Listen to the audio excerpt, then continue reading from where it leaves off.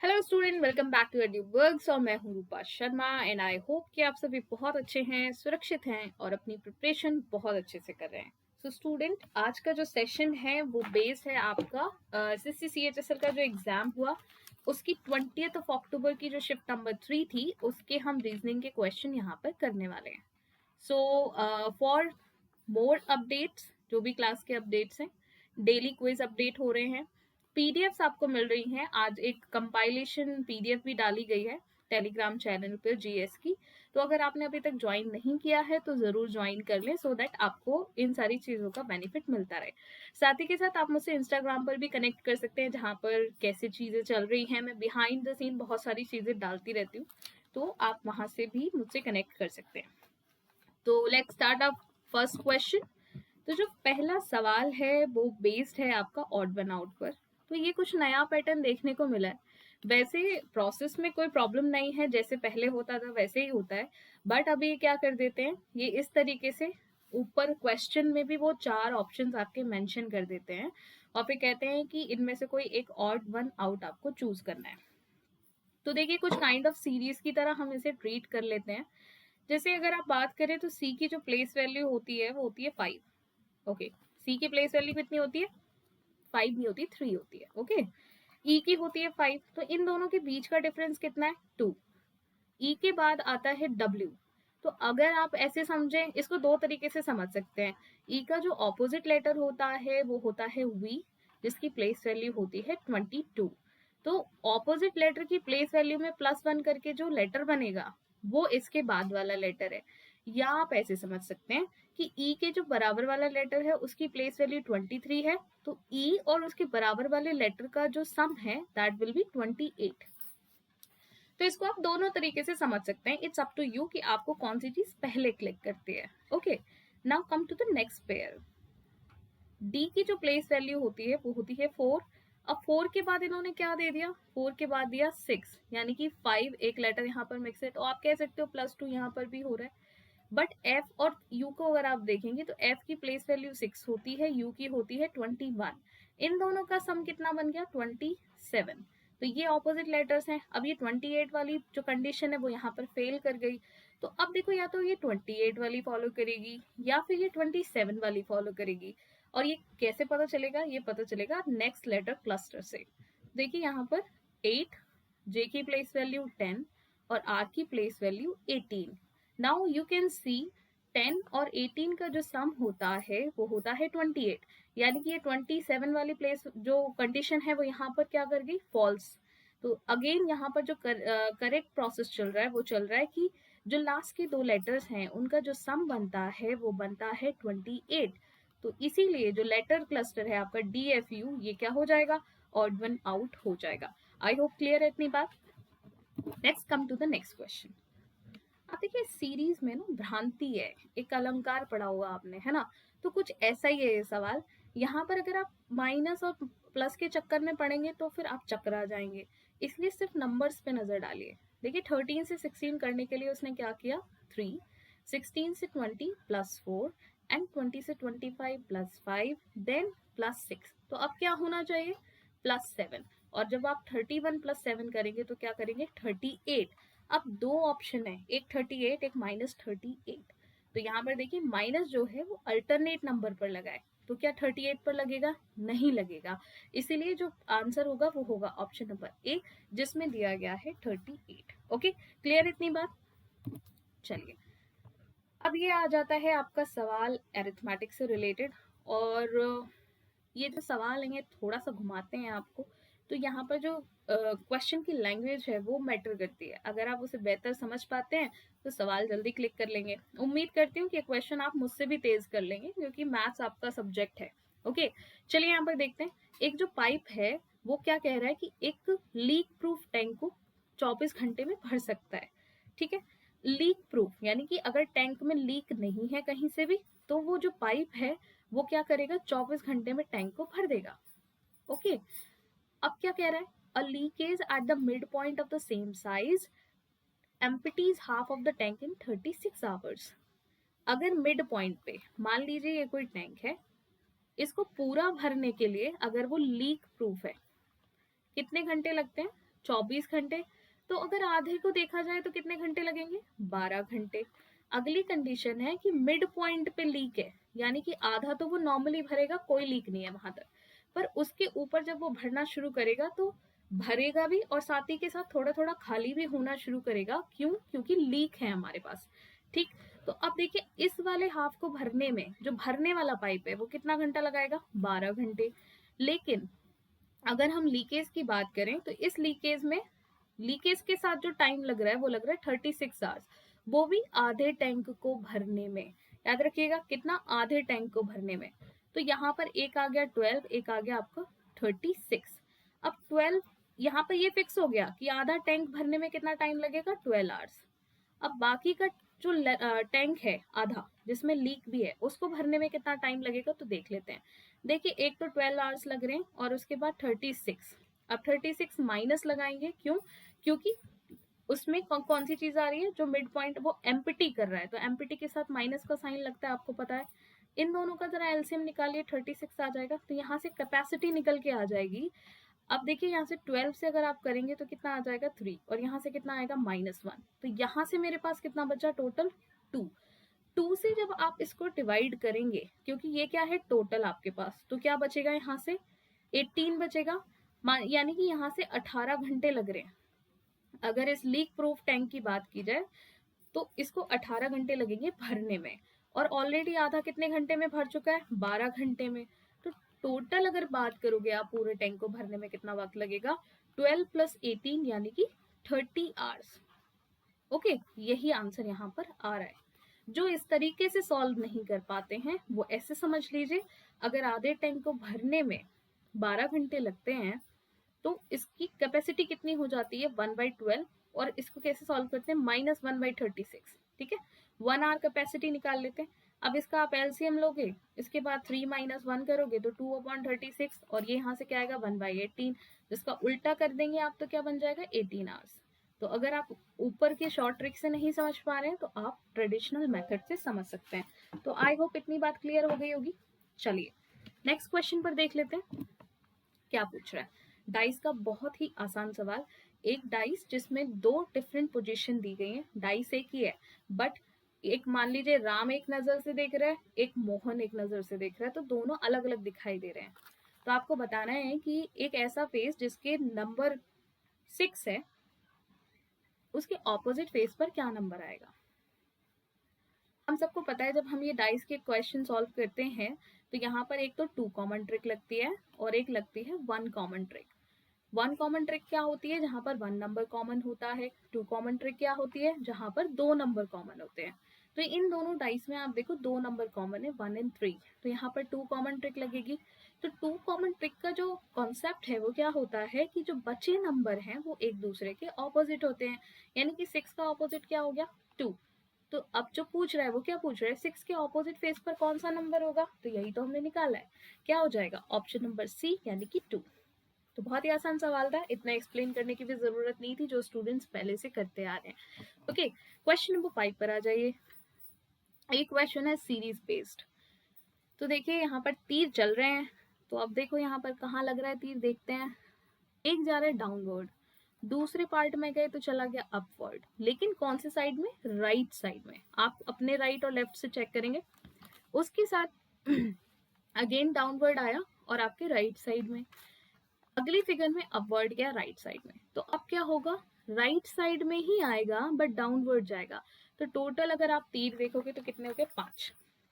यहाँ पर 4 है, यहाँ पर भी 4 है, यहाँ पर भी 5 है और यहाँ पर भी 5। लेकिन यहाँ देखिए दोनों ही अपवर्ड डायरेक्शन में है, लेकिन यहाँ पर अपवर्ड डायरेक्शन में नहीं होगा।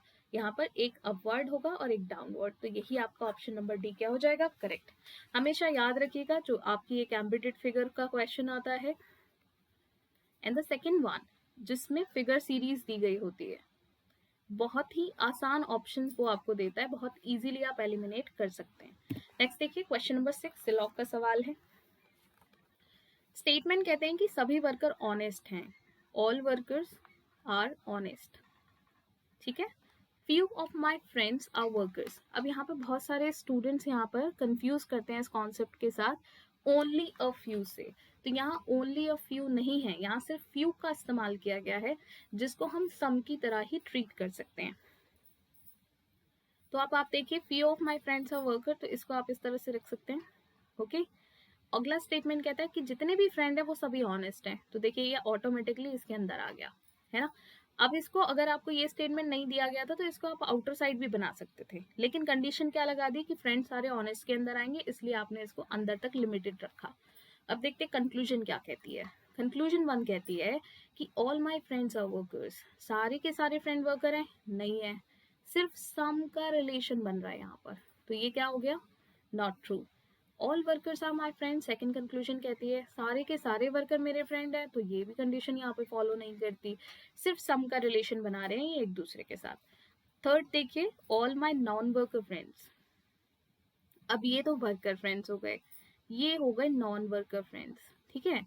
ये सभी ऑनेस्ट हैं तो बिल्कुल हैं, सारे के सारे फ्रेंड ऑनेस्ट हैं तो ये भी ऑनेस्ट होंगे, ये आपका फॉलो करेगा, यानी कि सिर्फ ऑप्शन नंबर सी यहाँ पर करेक्ट आ जाएगा। Conclusion number 3 clear. नेक्स्ट देखिए,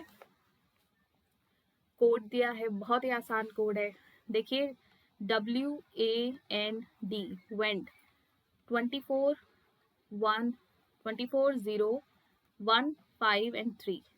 देखिए W का जो प्लेस वैल्यू होता है वो 23 होता है, बट कोड किया गया है 24, तो +1 कह सकते हो आप। A की प्लेस वैल्यू 1 होती है, कोड किया गया है 0, तो क्या हुआ यहाँ पर -1। 14 से 15 यानी कि +1, 4 से 3 यानी कि -1, तो अल्टरनेट चल रहा है ना। उसी तरह से कर्ड में भी अगर आप देखोगे तो 3 से 4 हो गया, 21 से कितना हो गया 20, तो ये भी यहाँ पर चल रहा है। ईस्ट में भी अब बिल्कुल टाइम नहीं वेस्ट करेंगे, यही करने वाले हैं हम। तो 5 से +1 होके क्या हो जाएगा 6, यानी कि F। अब आप यहाँ पर नंबर्स में कोड दिया है तो लेटर चेक करने की जरूरत नहीं है, सिर्फ आप नंबर चेक करिए, तो 6 आपको सिर्फ 2 ऑप्शन में दिखाई दे रहा है। अब देखिए इनका लास्ट नंबर ना अलग है, तो सिर्फ हम लास्ट लेटर चेक कर लेते हैं। देखिए ईस्ट के ई में +1, यहाँ पर -1, फिर +1 और -1, तो t -1 कितना होता है 20 - 1 इज 19। t की प्लेस वैल्यू कितनी होती है 20, -1 करेंगे तो क्या आएगा 19। सिर्फ ऑप्शन नंबर सी में अवेलेबल है, ऑप्शन नंबर ए भी एलिमिनेट हो गया। क्लियर है इतनी बात। Let's move to the next question. अब देखो ये सवाल ना थोड़ा सा चक्कर खिलाएगा तुमको, बट जो लोग पढ़ रहे हैं ना पहले से वो कर ले जाएंगे इसको। दो प्रॉपर्टीज लग रही है, एक ये ट्राइंगल वाली प्रॉपर्टीज और एक ये स्क्वायर में डायगोनल वाली प्रॉपर्टीज। तो यहाँ से हमें कितने मिलते हैं 8 ट्राइंगल्स, यहाँ से कितने मिलते हैं 3 ट्राइंगल्स। एक्सप्लेन मैंने बहुत बार किया है तो आप बहुत अच्छे से काउंट कर सकते हैं। तो देखो 1 2 3 4, 4 है ये प्रॉपर्टीज। अगर एक प्रॉपर्टी से 3 मिल रहे हैं तो 4 से कितने मिल जाएंगे 4 × 3 यानी कि 12। एक ये आ गया आपका जो कि डायगोनल डायमंड शेप में दिया है और डायगोनली इंटरसेक्ट है, तो यहाँ से कितना मिलेगा 8, तो 12 + 8 आपका ये आ गया। अब जरा ध्यान से देखो, ये वाली जो लाइन है आपकी, यहाँ पर 4 ट्राइंगल और बन रहे हैं। कौन से ट्राइंगल्स, ये वाली लाइंस। एक लाइन ये बन गया ट्राइंगल, ठीक है। एक ट्राइंगल इस बेस से बनेगा, एक ट्राइंगल इस बेस से बनेगा और एक ट्राइंगल आपका इस बेस से बनेगा। तो 4 ट्राइंगल बन गए यहाँ पर। तो देखो 20 + 4 कितना हो गया 24, ये आ गया आपका ऑप्शन नंबर बी। क्लियर है इतनी बात। Let's move to the next question. Question number 9 पर जरा नजर डालिए। यहाँ पर देखिए 36 को आप कैसे लिख सकते हो, ऑलराइट। यहाँ पर 36 को लिखा जा सकता है या तो 6 का स्क्वायर और ये बन गया आपका 3 का क्यूब। तो 6 और 3 का रिलेशन देखोगे तो ये इसका हाफ है। इसी तरीके से अगर यहाँ पर ये 4 का स्क्वायर बन रहा है तो 4 का हाफ कितना हो जाएगा 2, और इसका क्या करेंगे हम क्यूब, तो आंसर क्या आएगा 8। किस में दिया है ऑप्शन नंबर ए में। बहुत ही आसान सवाल है, एक दो क्वेश्चन है जो थोड़ा दिमाग को हिलाएगा, बाकी सारे क्वेश्चन बहुत ही आसान है जैसा कि हमेशा होते हैं, ठीक है। Next question, question number 10। Odd one out वही सेम पैटर्न में दे दिया। अब इसको यहाँ लिखने की जरूरत नहीं थी, बट इनके पास शायद प्रिंटिंग इंक ज्यादा होगी तो इन्होंने इसको यहाँ पे लिख दिया। चलो कोई बात नहीं, बुरा नहीं मानते हैं। देखो फर्स्ट है kabaddi, then volleyball, then football and then hockey. अगर हम वॉलीबॉल की बात करें, फुटबॉल की बात करें या हॉकी की बात करें, तो यहाँ पर अगर आप देखोगे तो किसी ना एक तरीके से बॉल का यूज हो रहा है या कोई ना कोई इक्विपमेंट यूज करी जाती है। बट कबड्डी क्या है, मैनुअल गेम है, ठीक है, मैन टू मैन खेला जाता है। इसमें किसी भी इंस्ट्रूमेंट आप कैसे कह सकते हो, जो प्ले खेलने की चीजें होती है, बॉल है, बैट है, उनका इस्तेमाल नहीं किया जा सकता है, ठीक है। तो यहाँ पर आप इसमें से क्या करोगे, कबड्डी को एलिमिनेट कर दोगे, यानी कि ये ऑड वन आउट हो जाएगा। अगला सवाल question number 11, paper cutting folding का क्वेश्चन है। उम्मीद है मुझे इससे पहले वाले सेशन में जो कटिंग फोल्डिंग का क्वेश्चन था वो आप लोगों ने घर पे कट करके जरूर देखा होगा। नहीं देखा है तो अब भी देख लो, है ना। चलो अब यहाँ पर आ जाते हैं। इसको कहते हैं अपवर्ड फोल्ड किया गया है। तो यहाँ से जब आप अपवर्ड फोल्ड किया है तो जब अनफोल्ड करोगे तो डाउनवर्ड। आप एक चीज समझो, कोई चीज आपने सबसे पहले ऊपर जाने, जैसे आप मान लीजिए सीढ़ियां चढ़ते हैं, अगर आप ऊपर जा रहे हैं तो जब रिवर्स होगा यानी कि आपको नीचे आना है तो क्या करेंगे, उल्टा हो जाता है ना, आप नीचे चले जाते हो। तो अगर कोई पेपर ऊपर की तरफ मोड़ा गया है तो जब आप उसे खोलेंगे तो कहाँ मुड़ेगा, वो नीचे की तरफ। तो जब ये नीचे की तरफ खुलेगा तो ये जो रिबन वाली शेप है वो कुछ इस तरह से दिखाई देगी, है ना, और जो सर्कल है वो यहाँ पर आ जाएगा। अब ये तो हो गया कि इनको इस तरह से फोल्ड किया गया। अब ये राइट साइड से भी फोल्ड हुआ और लेफ्ट साइड से भी, तो ये यहाँ पर भी ओपन होंगे, तो ये देखिए 6 सर्कल बनेंगे ऐसे ही। और जो रिबन है वो आपकी साड़ी की बेल बन जाएगी, जो कि आपने बचपन में बहुत बनाई होगी, ठीक है। इसे हम जिगजैग लाइंस बोलते हैं। तो ये जो जिगजैग लाइंस है ये भी यहाँ पर बन रही है। तो इस तरह की फिगर आप देखो कहाँ पर आपको दिखाई देगी, ये देखो 2 जगह दिखाई दे रही है, ओके। और ये दोनों ही जगह सेम टू सेम दिखाई दे रही है। क्या ऑप्शंस में गड़बड़ है, 1 2 3, अच्छा 1 2 3 यहाँ पर है, 1 2 3 यहाँ पर है, यहाँ पर भी 1 2 3 है, 1 2 3, तो भाई ये दोनों ऑप्शन एक ही हैं, ठीक है। अब ये हमारे टाइपिस्ट महाराज की गलती है तो उनको हम बता देंगे, बट आंसर क्या आएगा, यही आएगा, ठीक है। बी और सी दोनों ही ऑप्शन में एक ही ऑप्शन है, एज यू कैन सी ये यहाँ पर बन रहा है, ठीक। चलिए नेक्स्ट देखिए question number 12। Question number 12 embedded figure है जिसमें रोटेशन अलाउड नहीं है, यानी कि जैसी फिगर दी है वैसी ही फिगर आपको देखनी है। तो कुछ अगर आप यहाँ पे देखो तो ये कुछ अधूरी कार का डिजाइन बना हुआ दिखाई दे रहा है, खैर it's just a joke thing I am telling to you. But ये फिगर आप ध्यान से देखेंगे तो देखो, अगर हम यहाँ से शुरू करते हैं तो ये यहाँ से जा रहा है, ऊपर जाएगा, फिर ऐसे जाएगा और ये यहाँ तक जा सकता है, ठीक है। इसमें देखोगे तो यहाँ पे तो जिगजैग लाइंस के साथ साथ छोड़ो ये वाली लाइन भी नहीं है, तो ये कैंसिल, सिर्फ आपके एक साइड लाइन जिगजैग हो रही है। सिमिलरली अगर आप यहाँ देखेंगे तो यहाँ पर ये वाला पार्ट मिसिंग है ना, ये नहीं है तो ये कैंसिल। अगेन यहाँ पर कोई जिगजैग लाइन नहीं बनेगी, ये यहाँ से आप देखो यहाँ पे पॉसिबिलिटीज नहीं है, तो आपके पास सिर्फ एक ही ऑप्शन बचता है, ऑप्शन नंबर ए। तो जैसा कि मैंने आपको पहले भी कहा था, एम्बेडेड फिगर और फिगर सीरीज में आपको ऑप्शन ऐसे देंगे कि वो बहुत अच्छे से आप एलिमिनेट कर सकते हैं। Next question, question number 13, logical sequence में लगाना है। माउस, स्नेक, पीनट और ईगल। देखो सांप मूंगफली नहीं खाता है तो ये यहाँ पर कैंसिल हो गई कहानी। पीनट, माउस, माउस, स्नेक और ईगल। देखिए जो मूंगफली है उसको चूहा खाता है, सबके घर में खा लेता होगा, तो पीनट्स जो हैं उनको माउस खाएगा। माउस को कौन खाता है, स्नेक खाता है, डिस्कवरी देखिए, नहीं तो अगर गांव में रहते हो तो सबको पता होगा सांप को किसको खा लेता है, चूहे को, ठीक है। उसी तरीके से जो सांप हैं उनको जो चील है, कई बार देखा होगा चील क्या ले जाते हैं, चूहों को भी उठा के ले जाते हैं, और सांप भी अगर दिख जाए तो उसे भी उठा के ले जाते हैं। नहीं तो नागिन, नागिन सीरियल आता है, सबने देखा होगा, ठीक है। अब कमेंट सेक्शन में ये लिख के मत भेजना कि मैडम हमने देखा है, मुझे सबका पता है, सबने देखा होगा। तो उसमें आपको पता ही है कि जो नाग नागिन होते हैं वो जो गिद्ध होते हैं या चील होते हैं उनसे डरते हैं, ठीक है। तो यही ऑप्शन यहाँ पर करेक्ट होगा। तो लॉजिकल आप देखोगे तो हायरार्की बन गई, एक छोटे से लेकर आप बड़े जीव जंतु तक चले गए। क्लियर इतनी बात। नेक्स्ट देखिए क्वेश्चन नंबर 14। यहाँ पर एक सड़ी हुई पेंसिल की शक्ल बनी हुई है, ठीक है। तो यहाँ पर अगर आप देखेंगे तो जो मिरर है वो डाउन साइड लगा है, तो कुछ काइंड ऑफ जो मिरर इमेज है वो आपकी वाटर इमेज जैसी बनेगी। तो ये जो रूठा हुआ चेहरा है ये स्माइल में कन्वर्ट हो जाएगा। जो ट्राइंगल है वो नीचे की तरफ इंक्लाइंड होगा, ठीक है। ट्राइंगल की शेप इस तरह से दिखेगी। तो यहाँ पर दिखाई दे रही है, यहाँ नहीं है, यहाँ पर भी दिख रही है, और यहाँ तो इन्होंने नोज की शेप ही चेंज कर दी, ठीक है। अब देखिए जो आंखें हैं इनकी, ये कुछ इस तरह से ऊपर की तरफ चढ़ी हुई दिखाई देंगी। ऑब्वियसली जो चीज दूर है वो दूर ही दिखेगी, है ना, मजाक की बात नहीं है, बट यस इट्स ट्रू। तो आप देखो यहाँ पर इन दोनों में फर्क क्या है, इसमें और इसमें। इन दोनों में फर्क यही है कि इन्होंने ये जो डार्क सर्कल्स दिए हैं, ये इन्होंने मिरर के क्लोज दिए हैं, जबकि ये क्या आएंगे, मिरर के डिस्टेंस पर आएंगे। तो ये कैंसिल हो जाएगा, इसीलिए option number A correct answer आ जाएगा। क्वेश्चन नंबर 15 पर देखिए, जल्दी से एनालॉजी का क्वेश्चन है। इंडिया और दिल्ली का रिलेशन दिया है, तो दिल्ली क्या है, इंडिया की कैपिटल।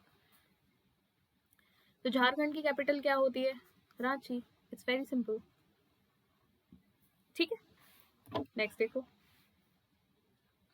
हर एक साइन का अलग मतलब दिया है। अगर कहीं प्लस है तो उसकी जगह आपको किस तरह से ट्रीट करना है, इनटू की तरह ट्रीट करना है। इनटू दिया गया है, उसको डिवीजन की तरह ट्रीट करना है, और डिवीजन दिया है तो सब्ट्रैक्शन की तरह, और अगर माइनस दिया है तो एडिशन की तरह। तो सबसे पहले हम डिवीजन वाली चीज सॉल्व करेंगे। 12 डिवाइडेड बाई 3 क्या आ जाएगा, 4। 48 माइनस 4 प्लस 6 इंटू 3 कितना हो जाता है, 18। यहाँ से कितना बचा, 44 प्लस 18 अगर आप करेंगे तो कितना आ जाएगा, 62। That is given in option number D. I hope clear है इतनी बात। नेक्स्ट क्वेश्चन पर मूव करेंगे फटाफट से। अब देखो यहाँ पर अगर आप कॉमन देखने निकलेंगे तो सिर्फ AC कॉमन दिख रहा है आपको, है ना। तो आप मान के चलिए कि यहाँ पर भी AC आ सकता है और यहाँ पर भी AC आ सकता है, बट ये सिर्फ हम मान ही सकते हैं, ठीक है। तो मान लीजिए यहाँ पर आपको AC दिख रहा है। आप देखो इन ऑप्शंस में अगर आप कॉमन देखेंगे तो आपको कुछ भी कॉमन नहीं दिखेगा, बट लास्ट में अगर आप देखोगे तो A कॉमन दिखाई दे रहा है। उसमें भी A कॉमन है, यहाँ पर ADA दिया हुआ है। तो मान लीजिए यहाँ पर A बन जाता है, ठीक है। और एक हम कंडीशन क्या बना रहे हैं, AD, ओके नहीं, तो ADA वाली तो कंडीशन यहाँ पर नहीं चलेगी। ऑल राइट, सो हम क्या करेंगे यहाँ पर, AD AC DB। All right, अब हम क्या करते हैं, एक एक ऑप्शन ट्राई कर लेते हैं, तभी बात बनेगी। देखो ACC से बात बन जाती, तो चलो देख लेते हैं। ACC BBDCA, क्या कुछ कॉमन दिखाई दे रहा है, यहाँ पर कुछ भी कॉमन नहीं दिखाई दे रहा है। ये ऑप्शन आपका एलिमिनेट हो गया, ठीक है। इसको इरेज कर देते हैं। अभी पिछले 2 क्वेश्चन से इन्होंने क्या कर दिया, भीड़ भाड़ में इतना अनजान लोगों को डाल दिया कि आप गैस नहीं कर पा रहे हैं कि क्या सीरीज बनेगी। बट कोई बात नहीं, हम बिहार नहीं मानेंगे। चलिए यहाँ पर देखिए, अगर आप यहाँ पर A लगाते हैं, ऑप्शन नंबर B चेक कर रहे हैं, और यहाँ पर लगाते हैं C, तो यहाँ लगाना पड़ेगा B और D, ठीक है। तो क्या कुछ कॉमन दिख रहा है, ACA BCA और फिर CBD, ठीक है। अब यहाँ पर CBD अगर आ भी गया तो ACA फिर से रिपीट नहीं होगा, तो ये भी आपका एलिमिनेट हो गया। यहाँ सर देखिए ऑप्शन नंबर 3, आई नो थोड़ा सा टाइम टेकिंग है, बट ऐसे क्वेश्चन अगर एग्जाम में देखें तो सबसे लास्ट में आपको करना है। ACD AC, उसके बाद आया ACD, और फिर क्या आ जाता है यहाँ पर B, ACD BAAC। अच्छा नहीं नहीं, देखो ACD यहाँ बन गया, BA यहाँ बन गया, ACD यहाँ बन गया, BA अगेन यहाँ पर बन गया, और फिर यहाँ पर ACD बन गया, फिर अगेन BA बन गया, है ना। और फिर ACD यहाँ पर बन जाएगा, और फिर यहाँ पर BA। तो ऑप्शन नंबर आपका करेक्ट कौन सा हो गया, ऑप्शन नंबर C करेक्ट हो गया। क्लियर है। तो बहुत ही अजीब सी सीरीज थी, लेट इट गो। अगर एग्जाम में दिखे तो तभी करना जब चारों सेक्शन करने के बाद आपके पास वक्त बचे, ठीक है। चलिए नेक्स्ट देखिए, question number 18 on your screen, set based question है, ओके। सो यहाँ पर अगर आप देखेंगे, इस क्वेश्चन को सॉल्व करेंगे तो जरा इन दोनों का सम करिए, क्योंकि ये जो नंबर है ये किसी की टेबल में आता है 19 इंटू 7। 19 का टेबल जब आप 7 बार पढ़ते हैं तो कितना आता है, 133। और देखिए इन दोनों नंबर्स का सम कितना हो रहा है, 13 प्लस 6 यानी कि 19, ओके। उसी तरीके से अब समझ में क्या आया कि फर्स्ट और थर्ड लेटर का अगर सम करने के बाद 7 से मल्टीप्लाई कर दें तो हमें सेकंड लेटर मिल जाएगा। अब देखिए 16 का सम तो यही हो गया, तो किसी और नंबर से मल्टीप्लाई करके 8 क्या ही मिलेगा।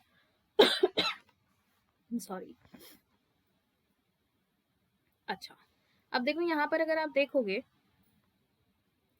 9 और 4 इन दोनों का जो सम है वो कितना होता है 13, बट 13 से इंटू 5 करके क्या आ रहा है 65। तो हम जो कह रहे थे कि 7 से मल्टीप्लाई कर दें तो ये चीज यहाँ पे तो लग नहीं रही, तो अब हम क्या करें। तो देखिए यहाँ पर मैं बताती हूँ क्या हुआ है। जिस तरीके से 13 और 6 का सम क्या होता है 19, उसी तरीके से 13 और -6 अगर आप करेंगे तो क्या बनेगा 7। यानी कि जो दो नंबर आपके यहाँ पर मल्टीप्लाई हो रहे हैं वो आपके फर्स्ट और थर्ड नंबर का सम और फर्स्ट और थर्ड नंबर का डिफरेंस है। तो इसी तरीके से 9 + 4 13 हो जाता है और 9 - 4 कितना हो जाता है 5। इसीलिए ऑप्शन नंबर 2 यहाँ करेक्ट हो जाएगा। आई होप इतनी बात क्लियर है। नेक्स्ट क्वेश्चन 19 क्वेश्चन, ये ब्लड रिलेशन का संबंध है, ठीक है, संबंध आई मीन क्वेश्चन है। तो जो श्रद्धा है उसने शरयू से बोला कि your mother in law is my father's mother. किसकी मदर इन लॉ, शरयू की, ठीक है। अभी हमें ये नहीं पता भाई शरयू मेल है फीमेल है वटेवर, बट इनके जो स्पाउस होंगे उनकी मदर की बात हो रही है, तभी तो मदर इन लॉ बनेगी, है ना। अच्छा, इज माई फादर्स मदर, मेरे फादर की मदर है, तो यानी कि जो श्रद्धा है, ठीक है, वो काइंड ऑफ शरयू की डॉटर कह सकते हो, तभी तो बनेगी, है ना। Who is eldest son, father's mother, who is eldest son, यानी कि ये शरयू क्या हो गई फीमेल और ये हो गई मेल, यानी कि ये पर्सन, और but your husband is not my father. अब चलिए यहाँ पर इनके हस्बैंड इनके फादर नहीं हुए, तो जो शरयू का रिलेशन है श्रद्धा से वो क्या हो जाएगा, वो उसकी आंटी हो जाएगी। क्यों, उसने पहली बात तो यहाँ पे क्लियर किया who is the eldest son, तो इसका मतलब ये हो गया कि जो शरयू की मदर इन लॉ है उनका कोई एक बेटा और है ना, तभी तो उसने बोला एल्डेस्ट सन है।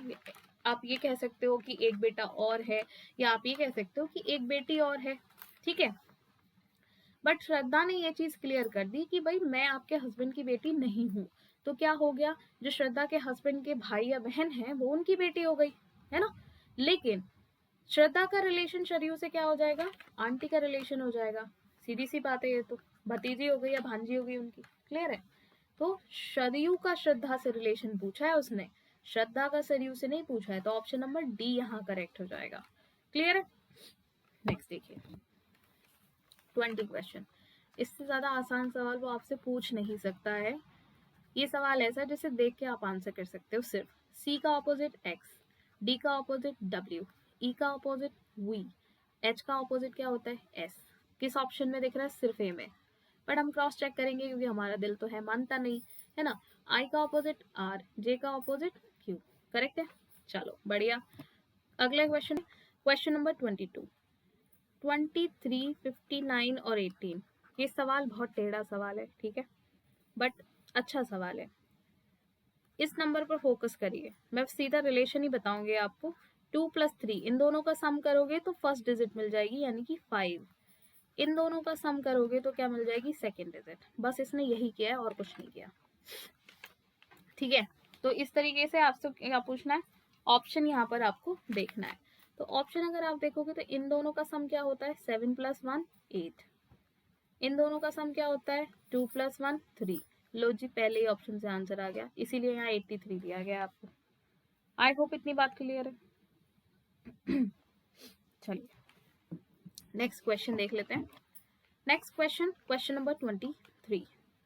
यहाँ ऑड वन आउट आपको निकालना है, तो ऑड वन आउट निकालने का क्या तरीका है, देखिए इसको आप सम से भी कर सकते हैं, बट जो बेहतर लॉजिक है अगर आप देखेंगे तो जो बेहतर लॉजिक है वो है कॉमन फैक्टर ढूंढना, ठीक है।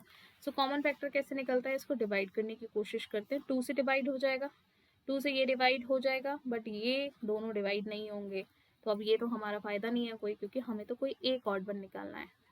तो हम 3 से डिवाइड कर लेते हैं, 3 4 जा 12 एंड 3 4 जा 12। ओके, यहाँ पर देखिए 3 पंजे 15, 3 पंजे 15, नहीं यहाँ पर 25 हो गया, तो ये 8 टाइम्स जाएगा, 3 8 जा 24, यहाँ से 12 हो गया, 4 टाइम्स एंड 1। इसको करिए, 3 से 8 बार आप भाग दे सकते हो, 24 आ जाएगा। उसके बाद 3 से 9 टाइम्स जाएगा और फिर 3 पंजे 15। लेकिन इसको आप डिवाइड नहीं कर सकते क्योंकि पहली बात तो यूनिट प्लेस पे इवन नंबर आ गया। दैट्स वाई 3164 आपका ऑड वन आउट होगा और यही आपको आपकी आंसर की में भी दिया गया है। सेकेंड लास्ट क्वेश्चन देखेंगे। सैल्यूट का रिलेशन आपको दिया गया है, SALUT। ये लॉजिक मुझे बहुत पसंद आया। देखिए कैसे इसे कहते हैं कि ज्यादा उलझाया भी नहीं और आपको थोड़ा सा घुमा भी दिया। ये बॉबल है, इसको इसके अगले बॉबल से रिप्लेस किया गया है। ये कॉन्सोनेंट है, इसमें +1 किया गया है। E consonant +1 U। A अगला लेटर यानी कि बॉबल क्या आ गया E। U से क्या बना अगला, देखो AEIOU होता है तो U के बाद अगला फिर से रोटेशन शुरू हो जाएगी, A आ जाएगा। L में क्या किया गया +1। तो जो कॉन्सोनेंट है उसमें क्या किया गया +1 और जो बॉबल है उनको नेक्स्ट बॉबल से। सिंपल बट इंटरेस्टिंग है ना। मैंगो में देखिए, अगर आप मैंगो को देखते हैं तो ओ का अगला बॉबल क्या होता है यू। तो आपको 3 ऑप्शन में दिखाई दे रहा है, ऑप्शन नंबर डी एलिमिनेट हो गया। एम को क्या कोड किया जाएगा +1 करके 14 यानी कि एन, तो लास्ट में एन सभी जगह दिख रहा है। जी में +1 करोगे तो क्या आएगा एच। यू एच कहाँ दिख रहा है, तीनों ही जगह दिख रहा है। ए की जगह क्या आएगा फिर, यहाँ पर देखना सेकेंड लास्ट में आप चेक करोगे ए के बाद आता है आपका ई, तो यहाँ ई आ गया। आपको सिर्फ 2 ऑप्शन में दिखाई दे रहा है, एक बचा आपके पास एन। एन +1 कितना होता है 15 यानी कि ओ। तो UHOEN ये आपका ऑप्शन नंबर ए में दिया गया है, यही आपका आंसर आ जाएगा। क्लियर है। तो yes this is a really good question. Actually ऐसे ही लॉजिक उन्हें देने चाहिए। ठीक है, 25th क्वेश्चन देख लेते हैं। सर्कल रिप्रेजेंट करता है बॉयज को, ठीक है। ट्राइंगल रिप्रेजेंट करता है मैरिड को, जिनकी शादी हो चुकी है, ठीक है। स्क्वायर रिप्रेजेंट करता है वो पर्सन जो पेट्स ओन करते हैं, ठीक है। ओन्स पेट यानी कि जिनके पास कोई ना कोई एक पालतू जानवर है, ठीक। सवाल क्या कह रहा है, ऐसा एरिया आपको सेलेक्ट करना है which represents boys who are married, ऐसे लड़के जिनकी शादी हो चुकी है but do not own pets, उनके पास पालतू जानवर नहीं है कोई। यानी कि ओन पेट वाले जितने भी नंबर्स हैं वो यहाँ से क्या कर देंगे आप हटा देंगे। बट कॉमन क्या होना चाहिए कि वो लड़के भी होने चाहिए और मैरिड भी होने चाहिए। तो सर्कल और ट्राइंगल में एक ही नंबर कॉमन आता है, दैट इज 4। ये आपको ऑप्शन नंबर बी में दिया है, यही आपका करेक्ट आंसर होगा।